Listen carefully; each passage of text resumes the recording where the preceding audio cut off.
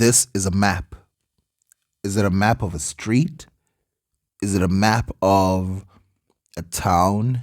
Is it a map of a city? If you were looking at this, you would never say it's a map. In my head, it just looks like a token or some kind of coin. In fact, it's the world map. And apparently, the lowest part of this map represents Asia or Far East Asia. The top part represents Africa. Top left, actually, top right, if you're looking at the screen, represents Africa. The top left represents Europe, and the middle represents the Middle East. Now, maps have been very tricky like this in the past because a lot of these Arabic maps, they sort of mix 2 dimension with 3 dimension, sort of. So they sort of show hills and stuff. They're trying to show features at the same time as showing the whole globe. And obviously, they try to make up for it by writing on the side. This particular map was made for Ibn al-Wardi, and it was made in the 1300s, early 1300s. And it's scary because we forget how America, Japan, Australia, and parts of Africa were not on this map. There's very big parts of Africa that are not on this map. In fact, Africa is sliced. And so the majority of it is El Sudan, Egypt, and the Berber areas. Earlier maps show that this was something that was already done at the time. For some reason, they favored this type of, throwing up structures, almost like shadows of those structures. A 3D version of them on their maps was just something they did back then. But interestingly, like I said, Japan isn't on there, America isn't on there, and these guys were in the translation movement. They were in the moment when they were collecting information from all over the world. Obviously, they got a world map. So for them not to have America on there and not to have Japan on there means that nobody they ran into informed them about these places. Now, obviously, later on, we find maps that do show Japan, even though nobody went there, but they do start to show Japan as Chinese people started talking about contact with them, which they had been doing for really couple thousand years, maybe. This map on the side is easier to see as a map if you focus because you can see rivers and you can see on the outside that a lot of the places which are being represented as the furthest parts or the borders are on the side of the map. And these type of maps were copied all the way till the European era. But before we go to the future, let's look at the past. These are 800 AD, post-Roman period, Spanish codices, and they are believed to have been made by Muslim Moorish people who met Christians. You could tell there that these are Christians because these books, a lot of them have deal with the apocalypse and the final days, and they're very Christianized in their material. And of course, this art is called Arabic art, which is interesting, and had some influence on medieval art of the rest of Europe. This is the From Muro map, and it's from the 1200s, and it depicts Africa, Asia very correctly, as you can see. This is from NASA, this picture. And obviously, they're very impressed by the work that they did. The map was originally upside down, was looked at upside down. And so this is when it's turned right side up. It looks like the globe today. Very interesting. Interestingly, we have Japan on here, and we also have Greenland. Not the Americas yet, but that's very close. A hop away. So here is the map in all its glory. We're going to zoom in. So prepare yourself because we're going to see places that look familiar today. Let's start right here at the top. We got Europa. Interestingly, we got Perma, but more than that, we have Russia right here. 1400s. We got Russia written down.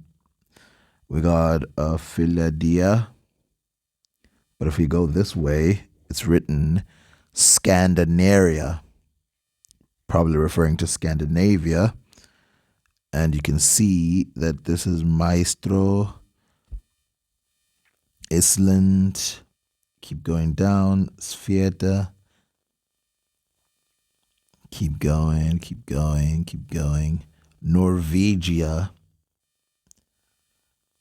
Evagrio. Okay, we zoom out so we can find where we're going. Gothia, right here. That's interesting.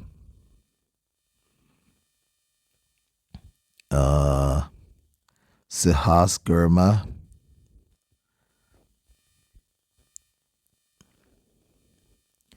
The Oceanias. And then we have Anglia and Scotia, Scotland and England. Right above Africa, we have Hispania or Hispania. Interestingly enough, we have Hispania right here. And then if we go to Africa, we have the desert, Deserto, Numidia, right at the top. We have Berbera right here, Getvilia, Sarankia, Libya, which is interestingly it's still where it is today, which is strange. Egyptio, zoom out. Then you get into Arabia. So if we zoom out of this, you can see we just went past Europe, went all the way down to Africa. Of course, we didn't go all the way down to the bottom, but let's go into Asia quickly before we finish Africa. There's Syria right here, Mesopotamia in the corner, Assyria, Perthia, Armenia, Sultania. Zoom out again, Persia.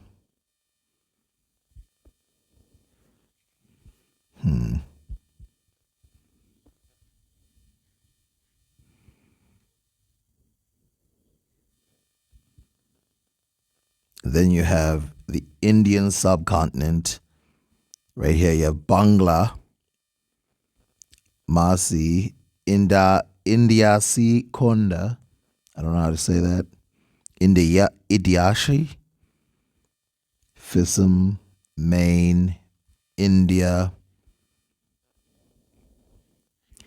And the first mention of Java, which is Japan. So apparently the person who made this map was aware that there was a place called Japan. Apparently this was probably told by Marco Polo relaying stories that he had heard from other people of the famed Isle of Shapangu from the Chinese name. And you can see there's written Java, but they did this a lot in these maps where they change names. You can see another lower, probably Indonesia today. Damn. Let's go back out so we can get to the bottom of Africa. This is the lowest they had of Africa. You can see that it's okay. So if you look at Africa, let's just take Africa on its own. We got Egypt right here. We got Mauritania right here.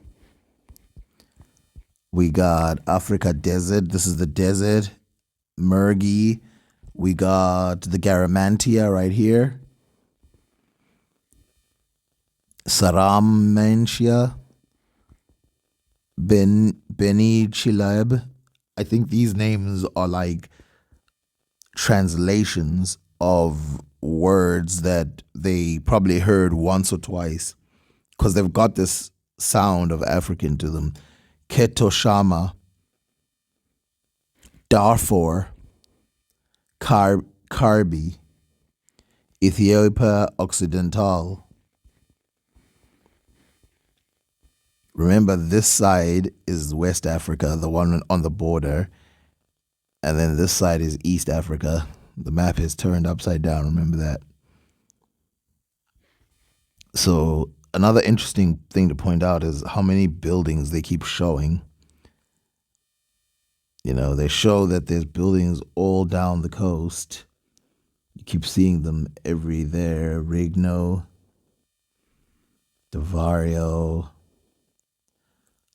Abafia, Ethiopia, just all over Oceania. And then the map cuts off. These are the maps. And this one is really cool. If you actually notice here in the corner, they have Adam and Eve and the tree of good and evil, or tree of knowledge of good and evil. By 1507, we have this. So that was 1450. We had that. That was how much we knew of the world. By 1507, this is what the map looks like. The difference is ridiculous. Africa has been circumnavigated, or someone's gone around it, and it's been detailed.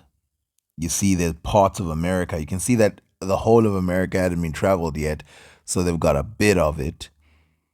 And this side, they've got Japan, and then they realize there's other islands at the bottom and other islands in between China and Japan. And they sort of exaggerate the space so they can show the islands. It's difficult to measure the excitement and the pioneership that must have been going on at this time. When people saw this, they must have thought they went so far. You know, it reminds me of like the first person who goes to space and starts drawing up maps of specific locations.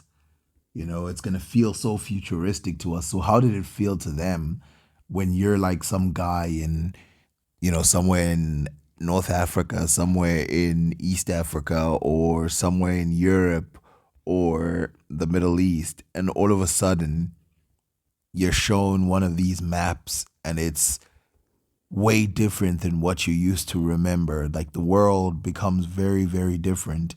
I mean, even when the internet came into being, we didn't get a different world. We just saw it with detail.